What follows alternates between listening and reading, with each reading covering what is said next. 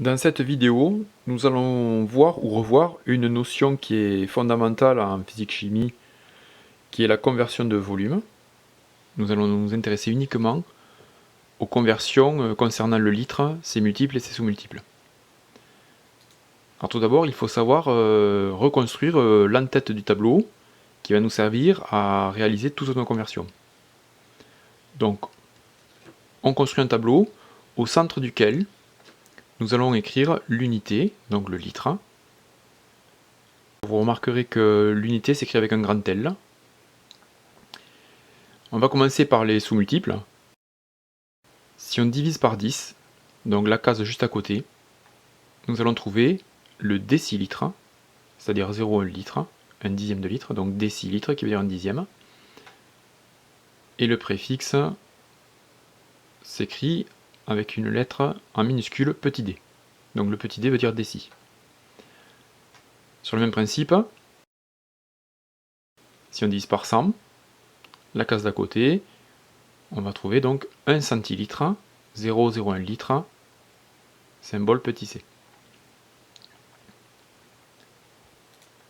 Si on continue, 1000 fois plus petit que le litre, donc on franchit encore une case, 1 millilitre, 1 millième de litre, 0,001 litre, et on écrit la lettre petit m qui correspond à milli. De l'autre côté, les multiples. Le multiple 10 fois plus grand que le litre, c'est le décalitre, et le symbole qui correspond à déca, c'est petit d, petit a. Si on est 100 fois plus grand que le litre, on a un hectolitre, hecto qui veut dire 100, un hectolitre c'est 100 litres, le symbole qui correspond c'est un petit h. Et si on multiplie maintenant par 1000, on a 1000 litres, le préfixe kilo ne s'applique pas ici pour le litre, donc 1000 litres, il n'y a pas de lettres correspondant, et on verra plus tard, quand on fera un autre tableau, que l'on utilise une autre unité qui s'appelle le mètre cube. Donc, la première chose à savoir faire, c'est savoir reproduire l'entête du tableau.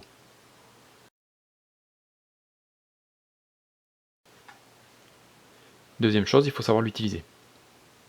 Donc, un exemple concret, nous devons convertir 1,12 litres en centilitres.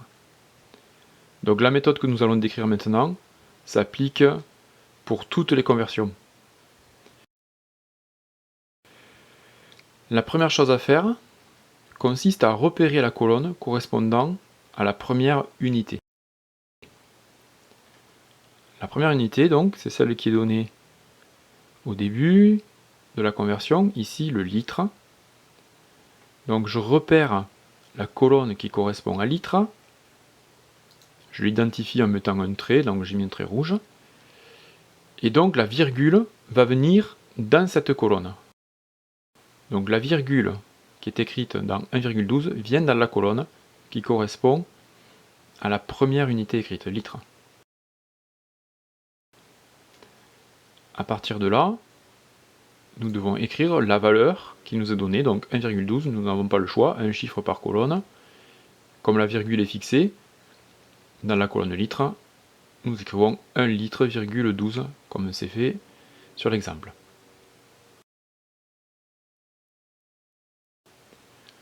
Ensuite, nous identifions la deuxième unité, entre guillemets, qui nous est donnée dans la conversion. La deuxième unité ici, c'est le centilitre. Donc nous devons repérer ou identifier la colonne qui correspond à la nouvelle unité, entre guillemets, centilitre. Donc avec un deuxième trait bleu ici, j'identifie cette colonne centilitre. Et je vais décaler la virgule dans la nouvelle colonne. Donc la virgule qui était dans la colonne litre va se déplacer dans la colonne centilitre, comme c'est fait sur l'exemple. Donc bien évidemment la première n'existe plus, et on a notre virgule dans la colonne centilitre. On lit donc la nouvelle valeur, et nous avons réalisé notre première conversion, 1,12 litres égale 112 centilitres.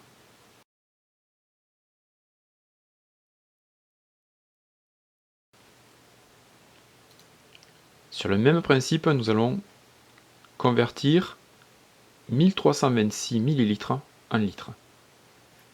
Donc nous adoptons la même méthode. Nous repérons la colonne correspondant à la première unité, ici millilitres. Je l'identifie avec un trait rouge. Il n'y a pas de virgule dans le nombre 1326. Ça veut dire que le chiffre des unités, c'est-à-dire le 6, va directement venir dans la colonne millilitres. S'il y avait une virgule, cette virgule serait venue dans la colonne millilitres. Donc là, c'est ce chiffre 6, chiffre des unités, qui vient dans cette colonne-là. J'écris donc la valeur 1326. Et j'identifie la colonne qui correspond à la nouvelle unité, qui est donc celle entourée en bleu, le litre. Donc je trace un trait dans la nouvelle colonne, litre, et je vais faire migrer ma virgule dans cette nouvelle colonne. Donc la virgule, qui aurait dû être dans la colonne millilitre, va se déplacer dans la colonne litre. Et donc, on arrive à la conversion 1326 ml égale 1,326 litres. Autre exemple. 25,8 litres égale combien d'hectolitres?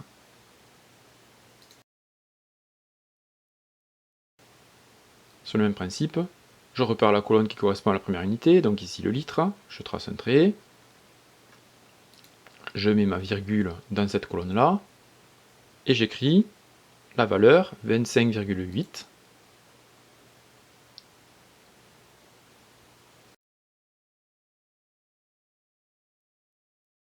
J'identifie la colonne qui correspond à la deuxième unité, hectolitres. J'ai tracé un trait dans cette nouvelle colonne, et on va déplacer notre virgule dans la colonne hectolitres. La petite différence par rapport à tout à l'heure, c'est que comme il n'y a pas de chiffre écrit devant la virgule, on va ajouter un 0 devant cette virgule pour arriver au résultat 25,8 litres égale 0,258 hectolitres. Dernier cas que l'on peut rencontrer, si on veut convertir 5,7 litres en centilitres. Donc toujours pareil, on va appliquer la même méthode. On identifie la colonne qui correspond à la première unité. On va tracer un trait dans cette colonne-là, colonne litre ici. On place notre virgule et on écrit la valeur 5,7. On identifie la colonne qui correspond à la deuxième unité, centilitres.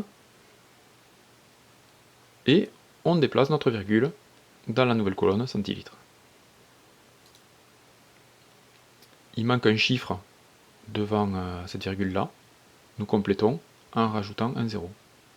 Et nous obtenons donc l'égalité 5,7 litres égale 570 centilitres.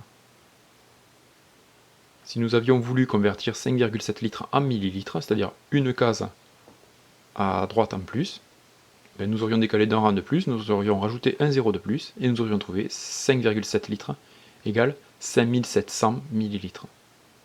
Voilà, et ça marche toujours comme ça. Donc cette méthode marche pour toutes les conversions de volume.